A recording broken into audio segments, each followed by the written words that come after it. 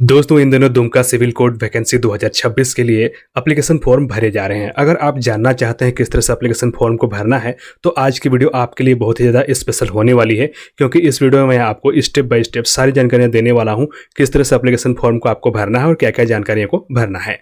तो दोस्तों, आपको क्या करना है, सबसे पहले एक A4 साइज पेपर ले लेना है। अगर एक पेपर से नहीं होता है तो आप एक्स्ट्रा पेपर भी ले सकते हैं और उसमें आपको क्या करना है, इस एप्लीकेशन फॉर्म का जो फॉर्मेट है इसी के अनुरूप आपको अपने हाथों से लिखना है, क्योंकि यहाँ पर सीधे सीधे लिखा गया स्वहस्तलिखित आवेदन पत्र, इसलिए आपको यहाँ पर अपने हाथों से लिख कर देना है।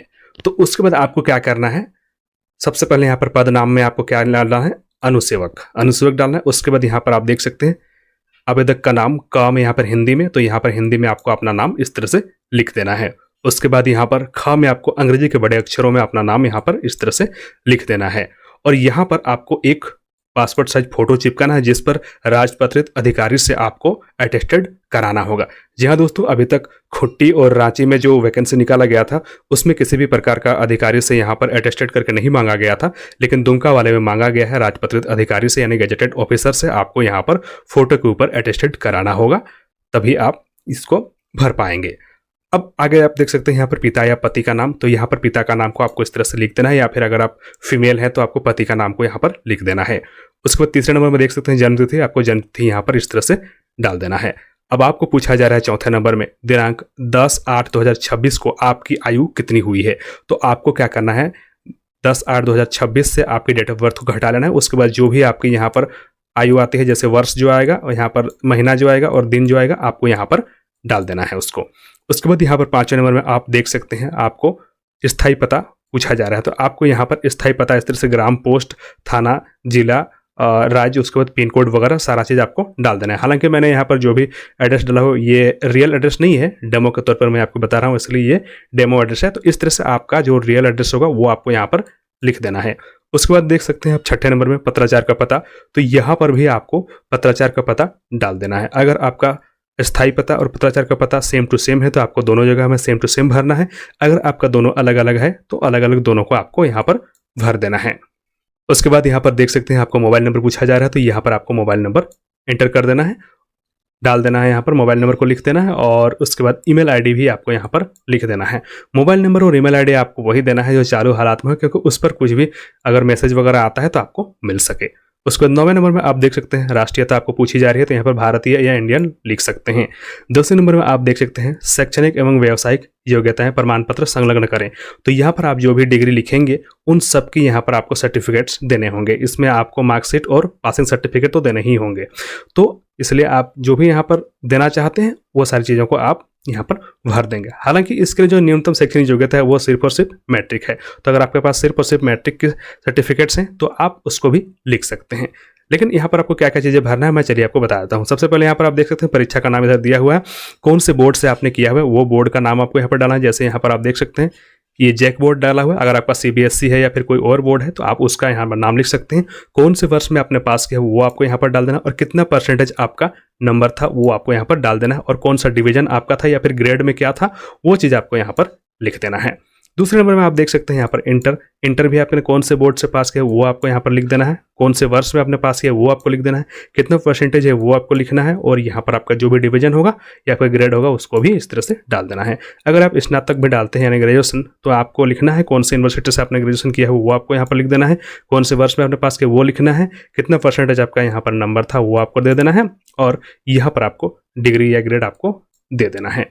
तो इस तरह से आपको क्या करना है, सारी चीज़ों को आपको सादे कागज में अपने हाथों से इस तरह से टेबल वगैरह बनाकर लिखना है। ऐसा नहीं है कि एप्लीकेशन फॉर्म को प्रिंट करके उसमें भरना है, क्योंकि स्वहस्तलिखित यहाँ पर मांगा गया है।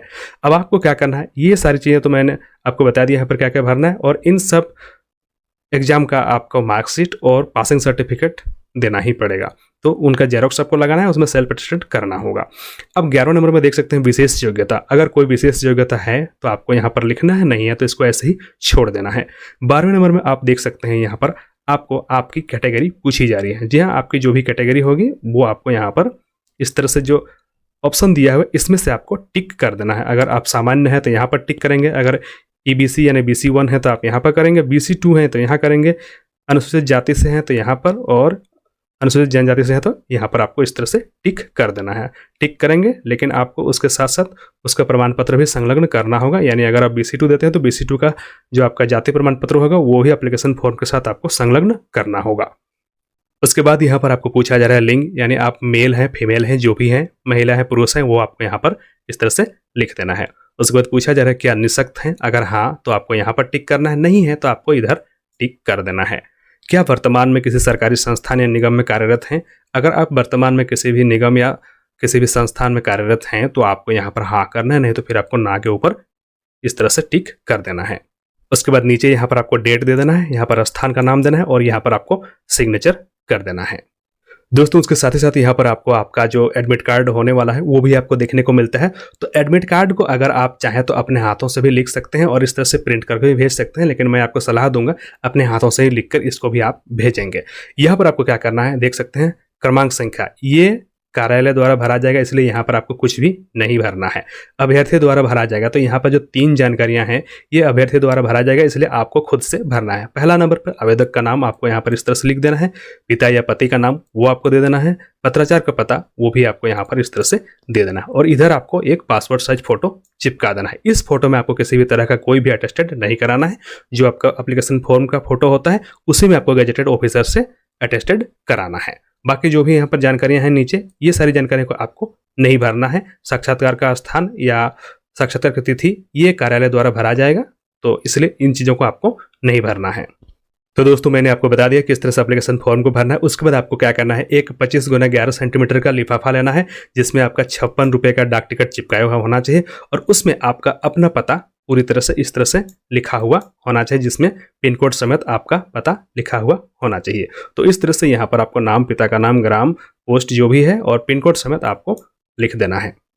इसके अलावा जो आपका बड़ा वाला लिफाफा होने वाला है जिसके अंतर्गत आपको एप्लीकेशन फॉर्म को, आपके सारे सर्टिफिकेट्स को, आपका एडमिट कार्ड वाला फॉर्म को और जो छोटा वाला लिफाफा होगा उसको भी डालना है। तो बड़ा वाला लिफाफा के ऊपर आपको क्या क्या करना है, यहाँ पर विज्ञापन संख्या इस तरह से बोल्ड में लिख देना है 01/2026। आवेदित पद का नाम यहाँ पर इस तरह से बोल्ड अक्षरों में लिखना है। उसके बाद आपका जो कैटेगरी है वो भी इस तरह से बोल्ड अक्षरों में आपको लिखना है और उसके बाद नीचे आपको कहाँ पर इसको भेजना है, तो इसको भेजना है सेवा में प्रभारी न्यायाधीश, व्यवहार न्यायालय दुमका, झारखंड, पिन कोड 814101। तो इस एड्रेस पर आप स्पीड पोस्ट के माध्यम से भेज सकते हैं या फिर निबंधित डाक से भेज सकते हैं या फिर आप हाथों हाथ भी जमा कर सकते हैं, क्योंकि दुमका सिविल कोड वैकेंसी में कहा गया है कि अगर आप चाहें तो इसको निबंधित डाक से, स्पीड पोस्ट से या फिर आप हाथों हाथ भी जमा कर सकते हैं। तो दोस्तों अगर आप दुमका सिविल कोड वैकेंसी 2026 के एप्लीकेशन फॉर्म को भरना चाहते हैं तो इस तरह से इस वीडियो में बताए गए तरीके से आसानी से फॉर्म को भर सकते हैं। लेकिन आपको याद रखना है इस एप्लीकेशन फॉर्म को प्रिंट आउट करके नहीं भेजना है, आपको अपने हाथों से A4 साइज पेपर में लिखकर भेजना है। और इसके अलावा कोई भी और जानकारी चाहिए होगा तो आप मुझे कमेंट करके पूछ सकते हैं। तो आज की वीडियो आपको कैसी लगी आप मुझे कमेंट करके बताइए। अगर आज की वीडियो अच्छी लगे तो इस वीडियो को लाइक करें, कमेंट करें और अपने दोस्तों के साथ इसको शेयर कर दें। अगर आप कमेंट करते हैं कि इसका डेमो वाला जो PDF होगा वो चाहिए होगा तो मैं उसका भी लिंक वीडियो के डिस्क्रिप्शन बॉक्स में दे दूंगा, आप वहां से जाकर इसको डाउनलोड कर सकते हैं। और अगर आप इस एप्लीकेशन फॉर्म के फॉर्मेट को डाउनलोड करना चाहते हैं तो उसका भी लिंक आपको वीडियो के डिस्क्रिप्शन बॉक्स में मिल जाएगा, वहां से जाकर आप इसको डाउनलोड कर सकते हैं। वहीं अगर इसके बारे में और भी जानकारी को पढ़ना चाहते हैं तो आप आ सकते हैं हमारे ऑफिशियल वेबसाइट jhnet.in पर। और वहीं अगर आपने अभी तक हमारे इस YouTube चैनल को सब्सक्राइब नहीं किया तो सब्सक्राइब करें और बेल आइकन को प्रेस करें न्यू नोटिफिकेशंस तुरंत पाने के लिए। तो मिलते हैं बहुत जल्दी एक नए वीडियो और नई जानकारी के साथ, तब तक के लिए नमस्कार।